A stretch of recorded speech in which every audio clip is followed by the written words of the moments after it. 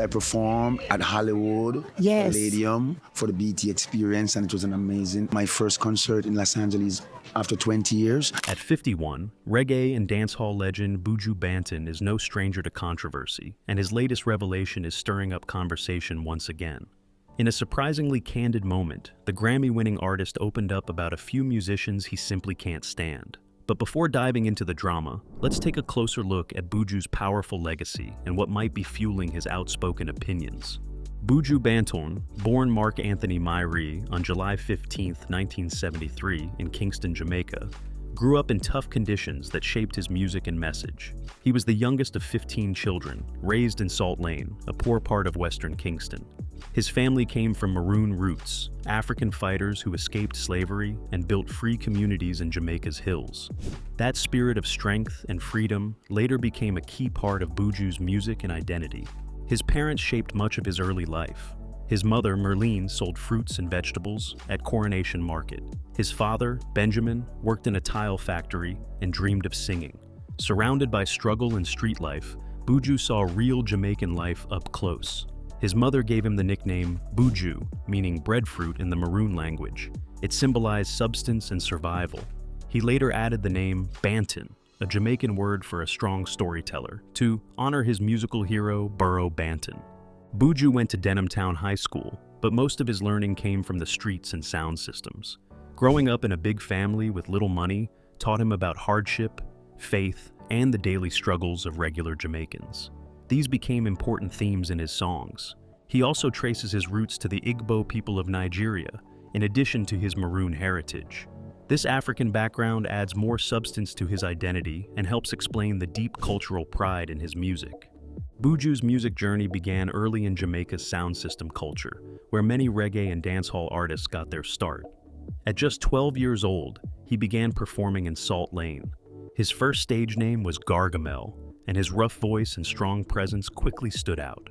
By the time he was 14 years old, Buju Banton recorded his very first song, The Ruler, with the help of producer Robert French.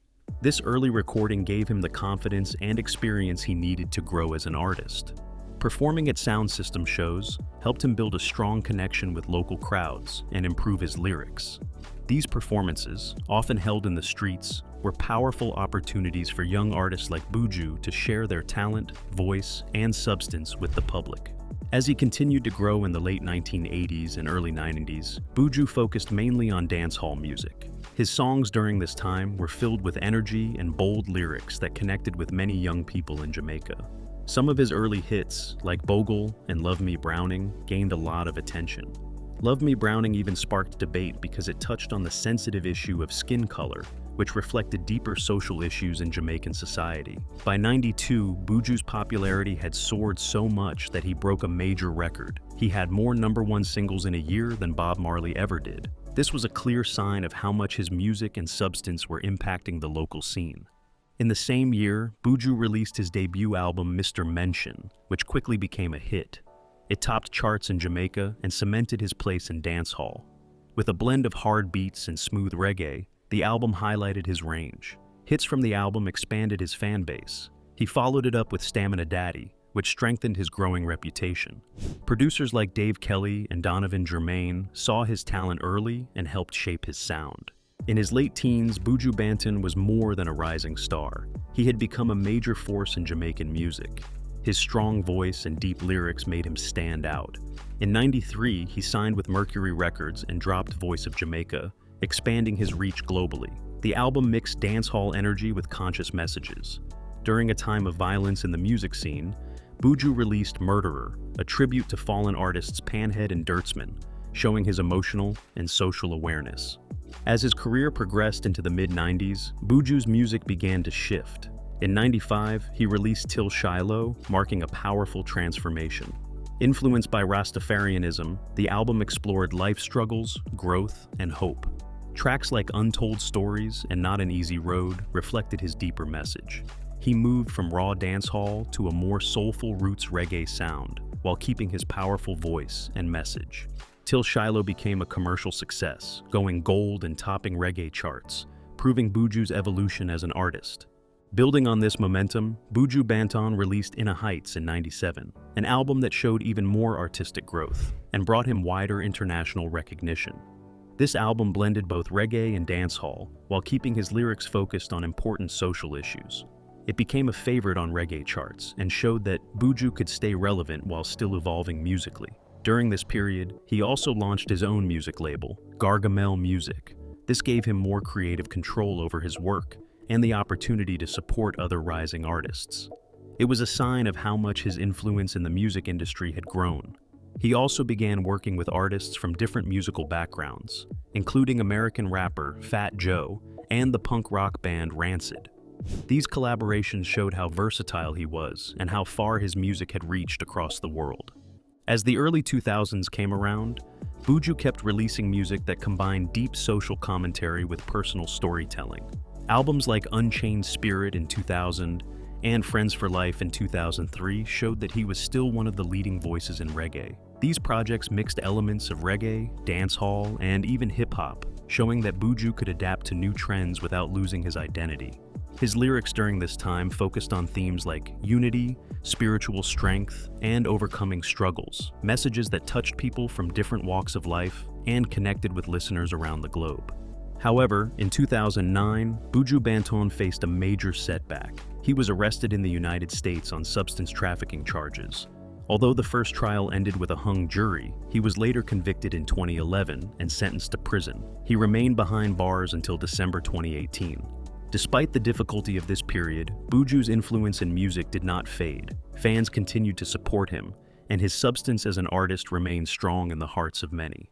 After his release and return to Jamaica in 2018, Buju Banton made a powerful comeback. He returned to live performances with great energy and released new music that reconnected him with old fans and attracted new ones. His album Upside Down 20, released through Gargamel Music in partnership with Rock Nation, performed well on the charts. It included collaborations with big artists like John Legend and showed that Buju's music still had a place on the global stage. In 2023, he followed up with Born for Greatness, a project that reminded everyone of his strength, creativity, and the lasting impact of his music through the years. Throughout his journey, Buju Banton has received many awards and honors that show how important he is to both reggae and dancehall music. One of the most powerful moments in his career came in 2011 when he won the Grammy Award for Best Reggae Album for Before the Dawn. The album had been released in 2010 during a difficult time when he was still facing serious legal issues. Winning the Grammy during such a challenging period made the recognition even more meaningful. It showed that no matter what he was going through, his music, voice, and substance continued to touch people deeply and earn respect from the global music community.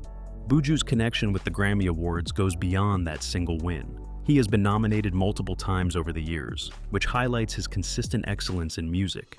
Albums such as In a Heights in '99, Friends for Life in 2004, Too Bad in 2007, and Rasta Got Soul in 2009 were all nominated for Grammy Awards.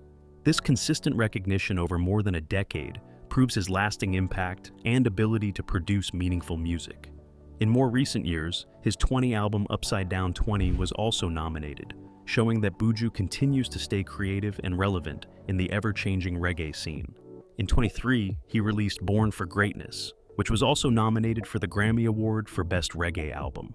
This latest nomination confirms that even in the 20s, his music still matters, and his substance as an artist remains strong. Apart from the Grammys, Buju Banton has also been celebrated by other major music platforms. He has won several awards at the International Reggae and World Music Awards, an event that honors outstanding achievements in reggae and dancehall. He has also been recognized at the MOBO Awards, which celebrate music of Black origin. In 2020, he won the MOBO Award for Best Reggae Act and has received many nominations from them throughout his career. These honors reflect his wide reach and the deep respect he commands from fans and music professionals across the world. His success is not limited to albums alone. Many of Buju's singles and collaborations have received critical praise as well. He has worked with artists from different musical backgrounds, including reggae stars like Stephen Marley and international names like Snoop Dogg. These collaborations have earned him nominations in new Grammy categories such as Best Global Music Performance. By blending his style with those of artists from around the world, Buju has expanded his influence far beyond traditional reggae circles. These partnerships reveal his versatility, creative spirit, and global substance as an artist who continues to evolve and connect with diverse audiences.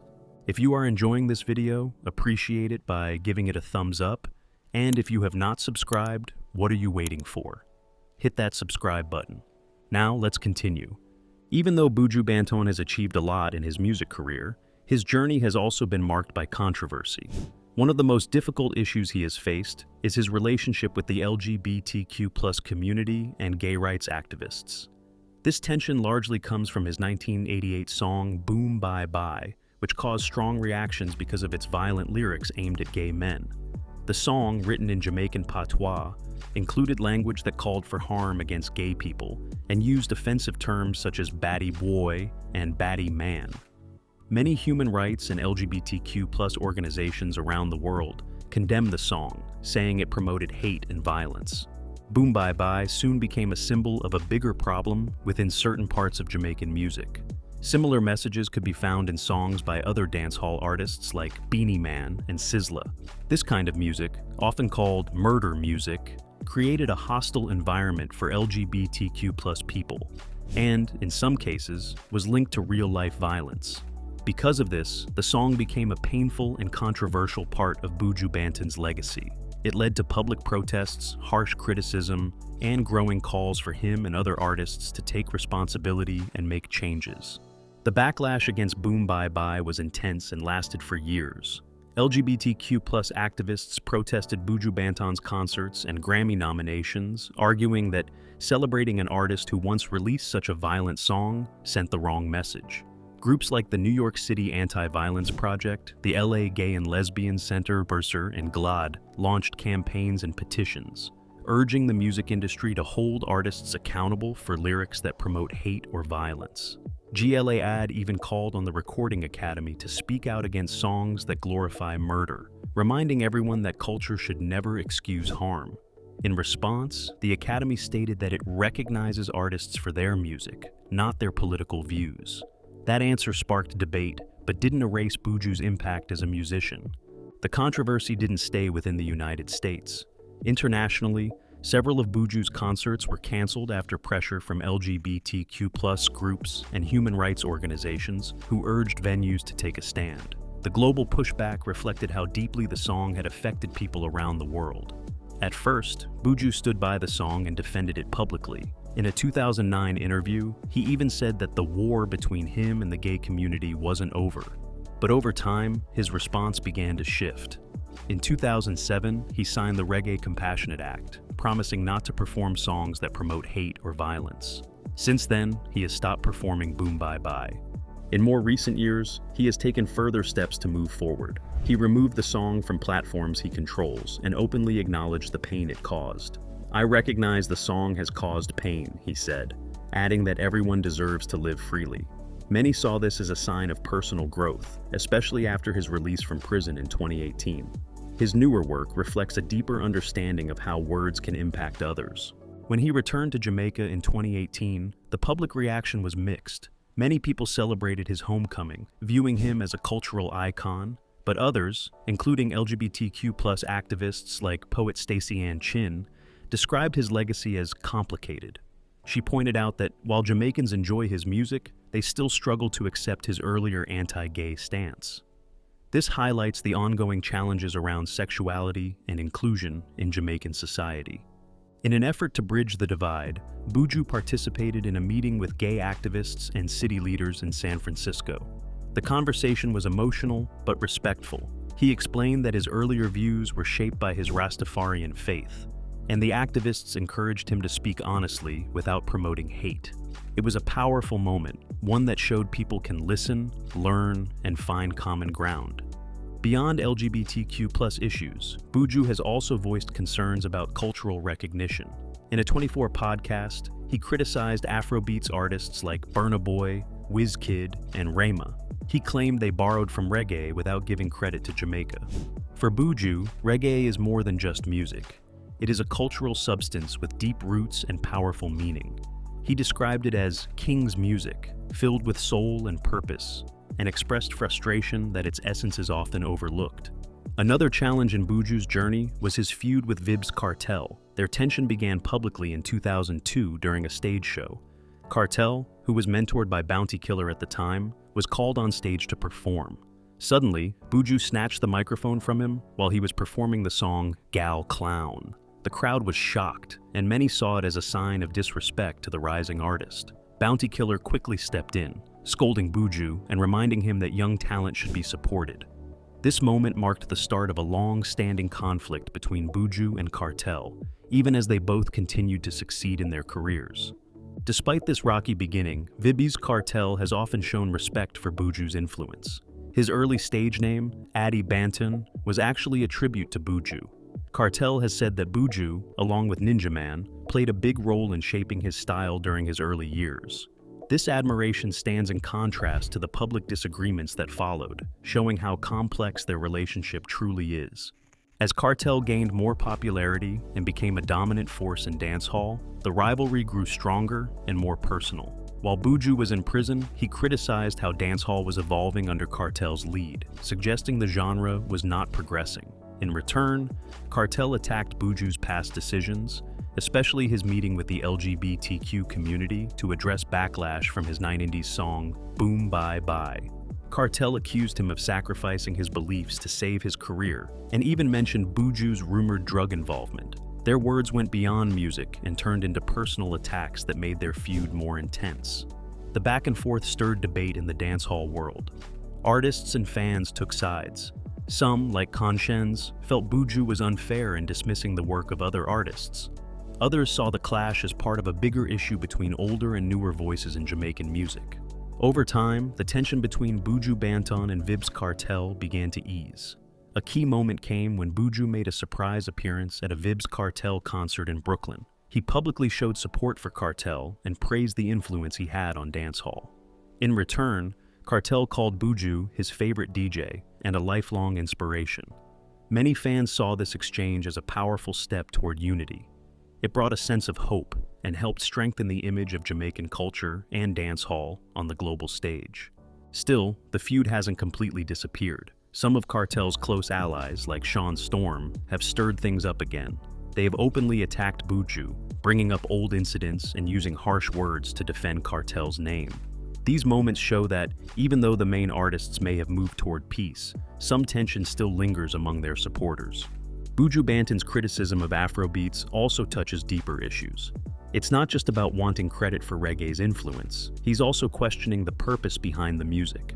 For Buju, reggae has always carried substance. It's a voice for the oppressed, a way to speak out for justice, and a force for change. He believes that much of Afrobeats today focuses more on rhythm, fashion, and fun, while missing the chance to talk about real struggles. He's been vocal about this concern. In a recent interview, he challenged listeners to name one Afrobeats song that uplifts people dealing with hardship in countries like Kenya, South Africa, Sudan, or South Sudan. He compared this to reggae's legacy of supporting freedom movements and offering hope, like during South Africa's fight against apartheid. To Buju, music should do more than make people dance. It should also move them to think and take action. Even though Buju recognizes how popular Afrobeats has become around the world, he remains critical of what he sees as its obsession with fame, money, and surface-level themes. He argues that many artists are more focused on making money than creating music that makes a lasting difference. He called on African musicians to use their fame and platforms to speak about freedom, justice, and the realities of life. He believes music should be a time marker, something that helps people remember important events and connect with deeper meanings. Buju also said he was disappointed that, even after he traveled to Ghana and other African countries in '91 to promote reggae and dancehall, many Afrobeats artists have not built a strong connection with Jamaica. He feels that while these artists have embraced other musical styles and cultures, they have often failed to recognize or respect the Jamaican roots that influence their sound. Buju's comments sparked a range of reactions from the African music scene. Some artists and fans strongly defended Afrobeats, arguing that it should not be compared directly to reggae. Nigerian singer Tems, for example, explained in an interview on The Breakfast Club that Afrobeats is a type of pop music made to bring joy, good vibes, and entertainment. She said it was never meant to carry the same kind of heavy messages that reggae often does. According to Thames, Afrobeats has its own unique identity and should be respected for what it offers, not judged based on reggae's history or purpose. This shows a key difference in how the two music styles are viewed and the roles they play in their different cultures. Others in the reggae and dancehall world have shared more balanced opinions about Buju Banton's comments. Jamaican dancehall star Spice noted that while many Afrobeat songs are light and fun, some artists do use their music to address serious social and political issues. She pointed to musicians like Burna Boy and Falls, who often include powerful messages in their songs. This shows that Afrobeats is not one-sided. Although Buju's critique may apply to a larger trend, there are clear exceptions. Some Afrobeats artists are using their platform to raise awareness and promote cultural pride, much like reggae artists have done for decades. Buju's criticism also extends to related genres such as reggaeton. He has accused reggaeton artists of using reggae-inspired elements without giving proper credit to Jamaica. This, in his view, is another example of cultural appropriation. He believes it is important to recognize and respect the original sources of musical styles in order to protect their meaning and preserve the social messages they carry. For Buju, honoring the roots of a genre is essential to keeping its cultural identity and substance alive. Looking back to the early 90s, tensions also existed within the Jamaican music scene itself. At that time, Penthouse Records was one of the most powerful labels in the industry, representing many top artists. However, behind the scenes, a serious conflict developed involving dancehall artist Cutty Ranks, the label's owner, Donovan Germain, and rising star Buju Banton. The dispute centered around royalty payments and business disagreements. Although Buju was not directly involved, his growing popularity became part of the issue. Cutty Ranks, known for his powerful voice and fast-paced delivery, joined Penthouse Records in '90 and quickly rose to fame. He released several hit songs, including The Bomber and A Who Say Me Done, and launched his debut album The Stopper in '91 under Fashion Records in London. That same year, he released another successful album, Little Weapon, under Penthouse Records. This album featured legendary artists like Marcia Griffiths, Dennis Brown, and Beres Hammond, and became a massive hit. Despite the success of Little Weapon, Cutty Ranks claimed that he was not properly paid. According to him, the only royalty payment he ever received from Penthouse was just JMD $25,000, even though he believed the album sold millions of copies worldwide. This financial disagreement caused a serious fallout between him and Donovan Germain. Cutty Ranks accused Germain of being manipulative and using division to control artists while hiding what he described as dishonest business practices. The situation became worse as Penthouse Records began to focus more on promoting Buju Banton, who was quickly becoming one of Jamaica's biggest new stars. Although Buju was not part of the financial dispute, his rise at the label created feelings of resentment. Eventually, Cutty Ranks left Penthouse Records. He later stated that there was no love lost between him and the label, calling the management wicked. He also claimed that Penthouse did not give him his breakthrough, saying his early songs were shelved until he re-recorded one with Patrick Roberts' Shocking Vibes, which launched his career. One event that clearly showed the tension behind the scenes was when Cutty Ranks' song The Bomber became a hit, even though it wasn't released through Penthouse Records. This success surprised many, and, according to reports, offended Donovan Germain, the head of the Penthouse. He was upset that the song did so well without his label's involvement and confronted Cutty Ranks at the studio. Things could have gotten worse, but reggae legend Beres Hammond stepped in. He calmed everyone down and told Germain not to dwell on the past. Instead of complaining, he advised him to simply ask Cutty Ranks for new music. Germain took the advice, and this led to the creation of another track. For a while, this helped reduce the tension and allowed them to move forward with their work. During all this back and forth, Buju Banton was often seen as being in the middle of the situation. However, he has never spoken publicly about the conflict. No official statements have come from him or from others who were part of Penthouse Records at the time, leaving many details unclear. Even though he stayed silent about the studio feud, Buju has been very outspoken on other major issues in reggae music. One of those issues came to light when Buju Banton openly criticized the Grammy win of the American reggae band Soja. This criticism was not just about the band itself, but about the current state of reggae music as a whole and how it's being celebrated on international platforms. When Soulja won Best Reggae Album at the 64th Annual Grammy Awards in 2022, many Jamaican fans were shocked. In an interview with Courtney Mack on REFM, Buju didn't hold back. He bluntly said, "We're making trash music," showing his deep frustration. His comment reflected a broader concern that reggae music, especially what's coming from outside Jamaica, has lost its true substance and meaning. Buju's concerns are based on the belief that modern reggae, particularly from foreign artists, lacks the real depth, culture, and authenticity that used to define the genre. He feels that a lot of today's reggae is missing the powerful messages and rich cultural roots that made the music so influential in the past. Soulja, a mostly white band from Virginia, has become a controversial example in this debate. In Jamaica, many artists and fans see their music as a watered-down version of reggae. Some believe their use of Jamaican patois and their approach to the music feels forced or disrespectful. Social media reactions have been strong, with people saying Soulja's Grammy win felt like an insult to Jamaican reggae, calling it a slap in the face to real reggae musicians. Buju's statements echoed those feelings, warning that the Jamaican music scene has allowed weak and shallow music to rise, while true talent is being ignored. The Grammy Awards have often caused debate in the reggae world, especially when the winners seem disconnected from the core of reggae culture. Buju's harsh words about Soulja weren't just a personal attack, but part of a bigger message. He's calling for reggae to return to its roots, music with real meaning, social awareness, and spiritual strength. For Buju, the music should reflect the struggles, identity, and pride of the Jamaican people. He also pointed out deeper problems within Jamaica's own music industry. One issue he raised is the growing power of radio DJs who have become producers. These DJs, he claims, now control what music gets played, often based on money rather than talent. This system, in Buju's view, has led to the rise of music that lacks substance, pushing real artistry aside. He described this as a left turn in the direction of the music.